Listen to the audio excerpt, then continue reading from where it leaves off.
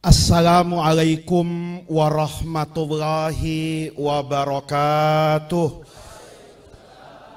Bismillahirrahmanirrahim. Alhamdulillahirabbil alamin.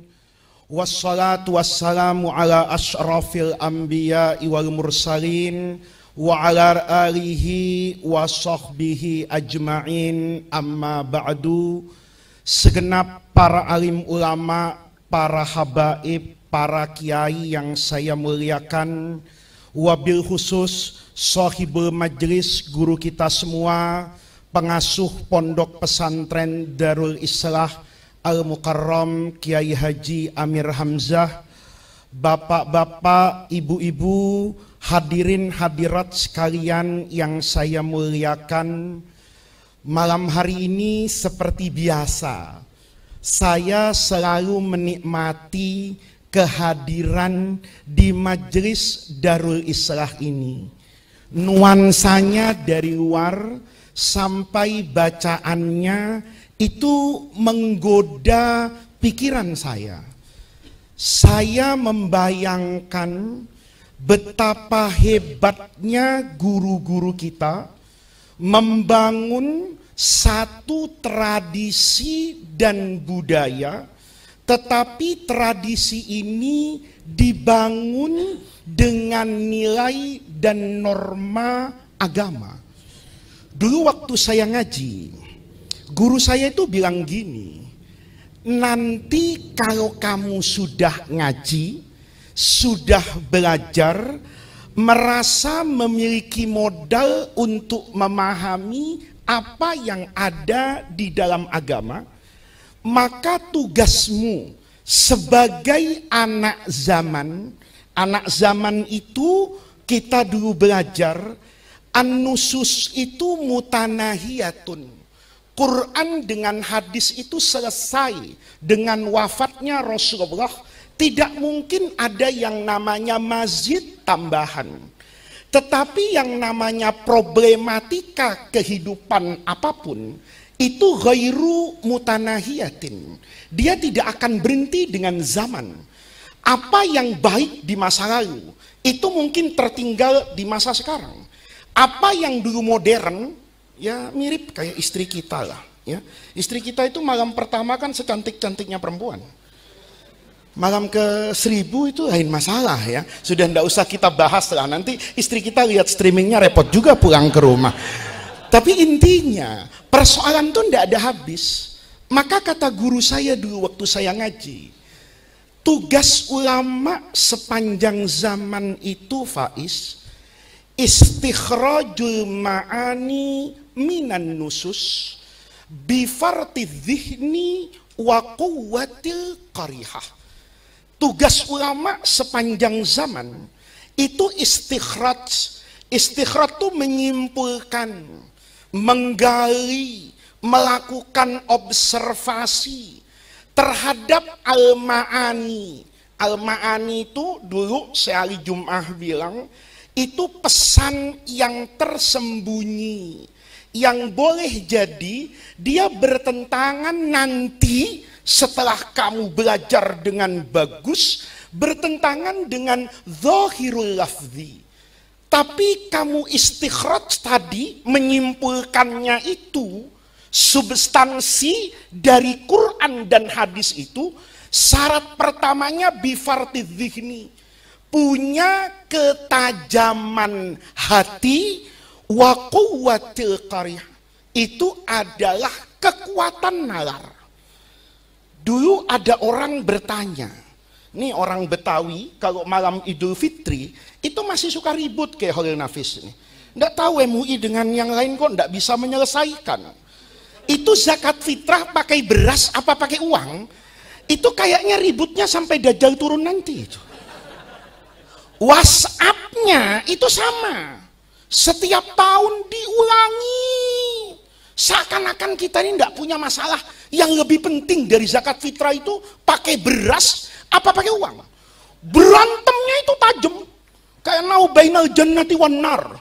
Ya, kata yang pakai beras, asal ada orang bayar zakat fitrah pakai uang, itu ngelihatnya itu dengan cara pandang yang merendahkan keimanan orang. Tapi dulu kalau kita ngaji, beliau bilang, itu kan tergantung selera. Jadi kiai itu nanti, itu juga punya selera. Selera itu akan mempengaruhi hukum fikih. Jadi kalau ada orang bilang dalam beragama itu objektif, enggak bisa. Semua orang tuh enggak bisa objektif. Dia pasti punya subjektivitas. Di mana dia hidup, persoalan apa, pengalaman apa, itu pasti. Makanya dulu, kalau ngaji fikih, makanya saya kemarin itu halal bihalal sama Prof. Quraisy Shihab. Saya datang ke rumah beliau lebaran. Bicara tentang olahan kambing. Ya, makan sate kambing itu. Saya bertanya, kenapa kita makan sate, Prof? Kadang-kadang Pak Quraisy kata saya, kalau makan di tempatnya enak, dibawa pulang enggak enak. Gitu loh. Ketika kita kemudian membahas itu, kita sadar loh bahwa bahasnya panjang sampai Real Madrid sama Barcelona, ya. Karena saya dipertemukan dengan beliau itu sama-sama pendukung Real Madrid. Ya, karena Real Madrid dulu yang mempertahankan Bani Umayyah yang ada di Andalus, sementara Barcelona itu adalah Harbul Istirdad, mengembalikan kekuasaan nenek moyang yang ada di Eropa itu untuk mengusir Bani Umayyah pada zaman yang namanya Daulatul Mamalik, akhir hidup Andalusia. Maka saya bilang setelah diskusi-diskusi, apa kata beliau? Fikih itu Faiz hakikatnya luas, yang sempit itu hati manusia. Agama itu luas, yang sempit itu hati manusia. Kalau kita pikir-pikir, ribut zakat fitrah itu kan selera Imam Abu Hanifah. Itu berbeda dengan selera 3 imam itu. Tidak apa-apa. Mau berbeda sendiri tidak apa-apa. Asal dibangun dengan ilmu. Kita ini sayangnya hidup, asal berbeda, kemudian dianggap sesat. Saya membayangkan kalau Imam Malik hidup sekarang di sini, itu disesatkan orang. Karena Imam Malik berfatwa, apa urusannya anjing najis mughalladhah? Apa dalilnya? Apa usul fikihnya? Jangan kemudian besok melihara anjing semua ya. Ini bahaya ini ya. Saya cuma bicara fikih. Saya bicara ini kan karena di depan santri-santri yang akan menjadi ulama, akan menjadi pengganti Kiai Khalil Nafis nanti, jadi ketua MUI, jadi ketua Muhammadiyah, jadi ketua NU, mungkin begitu. Saya bilang fikih itu luas. Selera itu kan tergantung cara pandang. Imam Abu Hanifah hidup di peradaban yang modern daripada Imam Malik yang hidup di Madinah. Imam Abu Hanifah mewarisi peradaban Persia yang transaksinya itu menggunakan cash basis. Sementara Imam Malik di Madinah itu terbiasa dengan perdagangan yang menggunakan barter. Punya barang di Madinah dengan punya uang sama. Karena harga barang di pasar itu bisa dikonversi kepada barang. Jadi kalau ada baju harganya 100.000, itu panjang dulu labelnya itu. 100.000 plus 2 ekor ayam atau paha belakang kambing. Anda punya 2 ekor ayam, bawa ke toko, bisa bawa baju. Kalau sekarang Anda bawa ayam ke mall, ya, itu bukan bisa dapat apa, dapat masalah Anda, gitu loh. Ditangkap sama security. Kenapa? Zamannya berbeda. Kata Imam Abu Hanifah, saya memandang kurma itu bukan kurma. Kata Imam Syafi'i, kenapa pakai kurma? Karena itu mayuqtatu wa yuddakharu. Itu makanan pokok yang bisa disimpan. Itu urusan Imam Syafi'i. Ya. Imam Abu Hanifah enggak lihat begitu. Kata Imam Abu Hanifah nih, kalau bahasa kerennya nih, ya, kurma itu komoditas utama. Sebagaimana Indonesia di masa lalu beli senjata dari Amerika itu bisa ditukar dengan coklat. Karena di Eropa dan di Amerika belum banyak coklat.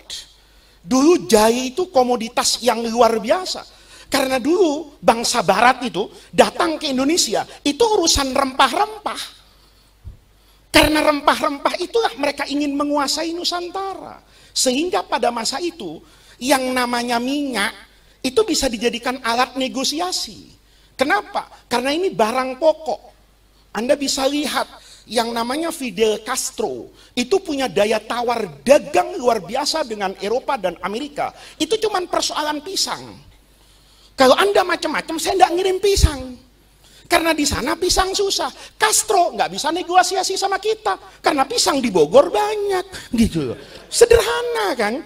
Kata Imam Abu Hanifah, ini komoditas utama. Orang dibayar kurma, dia pegang kurma, kata Imam Abu Hanifah di Madinah, sama dengan pegang uang. Tapi di Baghdad nggak begitu. Kalau dia pegang kurma, dia butuh yang lain, maka kurmanya harus dijual. Dan itu pasti di bawah harga pasar. Anda kalau jual beras fitrah, jangan deh, jangan. Jangan. Ini kok pengalaman nggak enak betapa fukoroknya pengajian di sini. Nih kalau ada orang nih, malam-malam, ana sih beras banyak, sarung atlas nggak ada. Saya khawatir ada orang di rumahnya punya beras 1 karung, kepikir ini kalau ditukar sama BHS-nya Gus Faiz bisa enggak ini, kan gitu kan boleh jadi begitu. Selera di mana dia hidup itu mempengaruhi fuqaha. Itu yang namanya istikhrajul ma'ani minan nusus. Kata Imam Abu Hanifah, saya memahami kurma bukan kurma, lebih ekstrim lagi. Ini saya ajarin ilmu ekstrim sedikit. Saya memahami zakat kambing itu kambing, saya memahami zakat sapi itu sapi. Imam Abu Hanifah enggak. Ini jangan dibilang saya ngajarin liberalisme ya. Ini fartu dhihni wa quwwatil qarihah, ketajaman mata hati dan kekuatan nalar, bukan mempertanyakan agama. Kata Imam Abu Hanifah, saya kalau mikirin nisab zakat itu rada aneh. Nih dengerin baik-baik ya, pelan-pelan ngajinya malam ini ya. Jangan terus, wah Faiz kacau ngajinya itu, ngaji di mana? Kayak Syukron nggak ngajarin begitu katanya. Saya suka ngomong begini dimenyabakan sama ayah saya. Saya bilang satu contoh saya bilang, saya kalau punya sapi 20 ekor, saya dianggap kaya sama agama. Maka saya wajib mengeluarkan zakat 1 ekor sapi. Ukurannya berapa, umurnya itu urusan fuqaha lah. Kalau saya punya kambing, saya dianggap kaya sama agama, itu nunggu 40 ekor. Kalau bicara kayak gini, sami'na wa atokna. Tapi kalau dikonversi ke uang, bisa sami'na wa pikir-pikir loh. Ayo, pelan-pelan ngajinya. Ya. Sapi itu 20 ekor. Kalau 1 ekor sekarang yang pantas dibuat kurban itu 40 juta, maka nilainya 800 juta. 40 kali 20. Kalau Anda punya sapi, dianggap kaya sama Allah, kalau ukurannya konversi uang, nunggu sampai mendekati hampir 1 miliar. 800 juta. Uniknya, kalau Anda punya kambing, yang besar, harganya 5 juta, Anda hanya 40 kali 5, 200 juta sudah dianggap apa ini? Kaya. Lihat. Kalau kayak begini Pak, ini nanti bukan cuma ada mafia pajak nih, ada mafia zakat nanti. Loh iya Pak, ya, Pak, saya mau ngajak Bapak ngaji itu pelan-pelan. Kalau saya punya sapi 10, saya jual, seandainya dikonversi ke uang, nilainya itu 400 juta, tidak wajib zakat. Kan sapinya masih 10. Tapi kalau saya punya kambing 40, 200 juta, wajib zakat. Anda punya hom 1 ausukin, keluarin zakat, yaumah hasodihi, tiap panen malah kayak kontrakan. Pelan-pelan ngajinya. Ya. Jawabannya gimana? Itu episode yang selanjutnya. Ya. Jangan tanya itu. Itu Imam Abu Hanifah mikir. Maka Imam Abu Hanifah tidak pernah menafsirkan sapi itu dengan sapi. Itu yang dikatakan takwil. Sorfud zahir sorful lafzi an zahirihi. Dia katakan nanti bapak-bapak kalau baca fikihnya Imam Abu Hanifah tentang zakat didukung fuqara wal masakin Pak. Benar, fikih yang paling didukung zakat fuqara wal masakin Imam Abu Hanifah. Coba Bapak punya jamrud, tidak wajib zakat. Ada zakat zamrud? Enggak ada. Ada zakat berlian? Enggak ada. Imam Abu Hanifah itu dengan ketajaman hati dan ketajaman logika itu bertanya saja sama Hamad bin Abi Sulaiman di Irak. Kata beliau, sapi dengan unta itu dalam banyak hukum sama.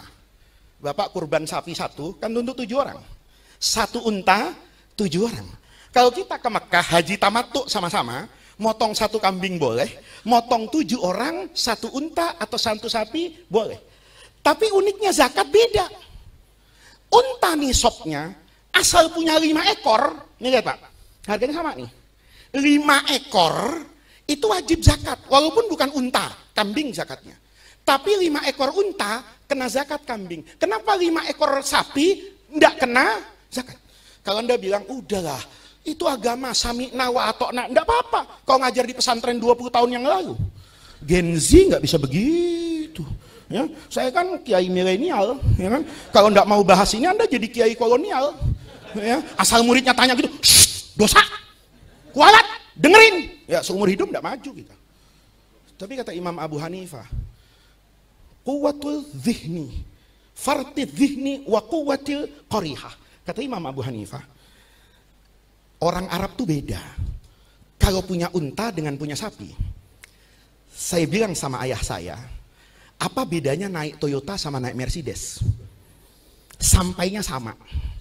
Suspensinya mirip, tapi harganya beda.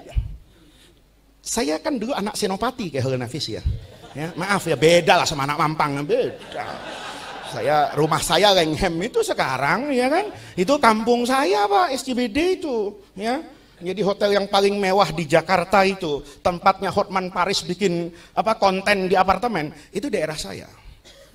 Sekarang di situ konon kabarnya, asal tanahnya sertifikat, itu 150 juta sampai 200 juta harganya. 1 meter. Mampang ya radhiyallahu anhu ini paling kira-kira ya 50 juta lah. Pertanyaannya, apa bedanya? Anda jilat sama tanahnya. Bangun rumahnya sama kalau sebagai rumah. Yang beda apanya? Gengsinya. Anda kalau naik Mercedes masuk ke mall, itu keluarnya itu muazzazan wa mukarraman. Kalau di Terminal 3 naik Garuda, itu begitu keluar Anda duluan, itu satpam hormat semua. Ini kelas bisnis nih, di depan nih, keluar duluan. Tapi kalau Anda keluar akhir wahid, ya, wahid nih, ya, udah nggak ada lagi yang keluar kecuali debu dari Garuda aja. Ini orang sudah naik ekonomi, nggak punya status apapun, dikasih check-in, polisi main belakang. Bedanya apa? Naik kelas bisnis dengan ekonomi sama pesawatnya, sampainya sama. Tapi kalau naik kelas bisnis itu biasanya sombong sedikit. Saya gitu Kiai. Saya kalau nggak mandi malam, ceramah malam tuh, ya. Kemarin saya di Peloso tuh panitianya baik sekali di Kediri. Tahu saya nggak bakalan mandi, saya dinaikin kelas bisnis. Lecet-lecet kalau kelas bisnis itu pramugarinya ramah. Anda wangi naik ya pesawat yang diskon 70%, ya, orang nggak lihat istimewa. Bedanya di mana? Gengsi. Lihat nih, quwwatul dhihni, tajamnya nalar, kuatnya nalar, kata Imam Abu Hanifah, berarti gengsi itu ada zakatnya. Gitu loh, bukan soal hartanya. Kalau hartanya harusnya sapi dengan unta sama. Kenapa di sini dibedakan gengsinya? Lihat, kata Imam Abu Hanifah, pada segala sesuatu yang memiliki nilai ekonomi dan harga di pasar, saya mewajibkan zakat. Jadi orang Mampang kalau bermadzhab Hanafi, hati-hati punya ikan koi, hati-hati kan punya lorana, hati-hati punya kucing. Saya punya kucing itu, nasabnya bersambung sama Scottish itu. Ya? Itu ada Robitoh Alawiyahnya juga kayaknya. Kakak saya itu jualan kucing sekarang di pesantren yang di Bogor. Saya itu tidak tertarik sama kucing. Satu ketika saya dikasih kucing. Kata kakak saya, rawat ini katanya. Timbang kucing aja ribet kata saya. Cerita, ini gemuk nanti dijual 30 juta laku, 40 juta laku. Saya mikir kucing apa ini 40 juta. Besoknya sertifikatnya dikirim. Ya, dikirim sertifikatnya. Nasabnya tuh jelas sampai Skotlandia. Ya subhanallah. Ini kata saya, Masya Allah kata saya, Aziz ada kata saya. Saya rawat, saya jual beneran mahal. Pertanyaannya, pelan-pelan kita ngajinya. Kalau saya punya kucing itu 10 ekor, itu nggak repot ngerawatnya. Ribetan kambing, mana bandot lagi kawin mulu tiap malam. Baunya la haula wala quwata illa billah. Ayah saya sekarang tertarik sama kucing. Katanya cakep juga kucing ini ya. Cakep bi kata saya. Kenapa cakep? Mahal kata saya. Lihat, pertanyaannya, kalau itu nanti tidak dipungut zakat, orang nanti yang punya uang beli aja kucing. Beli aja lukisan. Lukisan itu harga 1 miliar loh. Apa fikih hari ini akan mengatakan lukisan seperti itu tidak ada zakatnya? Saya punya rumah saya nggak dizakati. Tapi kalau saya satu provinsi punya rumah semua, Saya punya mobil kayak orang kaya di Jakarta, ada Ferrari, ada Lamborghini, ada semuanya itu yang nilainya miliaran. Ada tukang bajai nabung 100 juta, saya kenakan zakat. Logika anak sekarang akan bertanya, di mana keadilan Allah? Ini kalau diterusin bahaya ini ngaji. Ya, tapi itu namanya istikhraju al-ma'ani minan nusus. Maka hal itu sunnah. Gitu loh. Kalau ada orang bilang hal itu nggak ada ajarannya, ya itu ngajinya kurang malam itu. Kopinya nggak dikasih kopi jahe sama Kiai Amir tuh. Atau sebelum hatam pulang. Nih santri Darul Islah nih, jangan keluar dari Darul Islah sebelum tamat. Saya punya Darul Rahman, enggak saya suruh pindah. Enggak, saya enggak pernah mempengaruhi orang. Kamu kalau mau jadi orang yang berkah, satu pondok tuh tamat dulu. Karena boleh jadi kamu merasa nggak nyaman di Darul Islah, dengar orang lain begitu, nggak nyaman, mu tuh karena belum hatam. Coba terusin. Ini penyakit orang ngaji separoh tuh begini sekarang. Nggak ada dalilnya. Nabi ngerjain apa enggak? Ayat Qur'annya baca. Wa ma'atakumur rasulu fahuduhu wa manahakum anhu. Bukan wa mataroka. Bukan tidak dikerjakan, yang dilarang. Sekarang tidak ada perintah, tidak ada larangan. Kan nggak ada perintah mengadakan haul, nggak ada secara kamu nanti kalau mati ya if'alu al-haul, nggak ada hadisnya. Setahu saya, kalau ada yang bisa bawa ya kasih tahu sama saya. Kalau hadisnya bunyinya haul itu kayak sallu kama ra'aitumuni usalli, nggak ada. Tapi jangan kamu peringatin haul juga nggak ada. Maka ini namanya tradisi. Tradisi ini dibangun dari agama. Kenapa orang tua kita membuat tradisi gini? Karena orang tua kita ngaji. Ngaji apa? Sahih Muslim misalnya. Kata Ummul Mukminin Aisyah radhiyallahu anha, "Maghirtu ala ahadin min azwajin Nabi, maghirtu ala Khadijah, wa ma ra'aitu anha." Padahal wa ma ra'aituha. Saya ini enggak pernah cemburu sama perempuan sebesar kecemburuan saya sama Ummul Mukminin Khadijah. Wa ma ra'aituha, padahal saya enggak pernah ketemu sama Khadijah. Enggak pernah Khadijah enggak pernah salah sama saya, tapi saya keselnya luar biasa kata Ummul Mukminin Aisyah. Kenapa? Karena Nabi itu karena yukthiru min dzikrah. Nabi itu pada setiap kesempatan nyebut Khadijah. Warubbama dzabahsyat. Motong kambing. Ya, jadi kalau haul enggak motong kambing itu kurang afdal kayaknya. Saya belum makan dari siang kayaknya. Warubbama dzabahsyata. Motong kambing. Wa yaqta'uha ajza'a. Dipotong-potong gitu sama Nabi. Disuruh ngapain? Dibagi-bagi ke teman-temannya Khadijah. Terus orang bilang, ya kalau gitu haul bagi-bagi aja daging. Itu teknis om. Ya, agama tuh nggak ngurusin teknis. Yang ngurusin teknis tuh KPU, tuh teknis, ya kan? Ya, camat, lurah itu teknis. UUD 45 nggak bicara teknis. UUD 45 berbicara norma. Kata agama, kalau kamu cinta orang, banyak-banyak sebutnya, manakibnya diajarin tadi. Dzabahsyat, udah Kiai. Udah, saya nggak pernah ragu kok sama Darul Islah ini, nggak pernah ya, tidak maqamam mahmuda para ulama di sini ya. Makanan di sini tuh maqamam mahmuda ya. Kadang-kadang warnanya sama tapi rasanya beda. Makanya saya tuh kalau sudah ditelepon Kiai Amir, alhamdulillah. Saya kalau beliau nelpon saya angkat, itu tandanya saya mau makan. Jadi kalau Kiai Amir tolong kalau nelpon saya pas lagi saya jam lapar, tanya Fadil kira-kira saya laparnya kapan gitu ya. Nah, kalau saya kenyang takutnya kenyang enggak gitu. Dzabahsyat. Ini kan sama Pak, teknisnya terjadi. Nah, yang seperti ini itu sangat dibutuhkan hari ini. Yang ditunggu oleh masyarakat itu adalah inovasi kita dalam memberikan gambaran agama, sehingga agama itu seolah-olah dia berjalan dengan zaman. Kan ada tuh kiai ya, orang yang kadang-kadang tidak bisa memahami semangat zaman ya, termasuk pesantren. Kita harus tahu sebentar lagi berubah, dunia ini berubah. Saya tadi itu ke satu media besar, saya ditawarkan, kata mereka, Gus Faiz, kami bisa berkhidmat untuk apa? Untuk agama. Oh gampang kata saya. Panggilin anak santri 10, sekolahin sekolah media. Karena dia tadi dengan artificial intelligence itu bisa membangun cerita tentang sejarah Nabi. Mukanya muka saya, suaranya jadi enak. Saya kalau ceramah enak Pak. Tapi kalau suruh baca narasi, ya nggak enak. serak-serak banjir, ya kan? Yang enak siapa? Ya pembaca berita. Saya tadi diajarin pakai handphone. Saya cerita tentang Darun Nadwah ketika Rasulullah itu mau hijrah. Ada cerita tentang itu, saya buatkan pokok-pokoknya begini. Masya Allah. Minta tolong itu. Padahal kita belajar iyyaka na'budu wa iyyaka nasta'in. Itu minta tolongnya sama AI.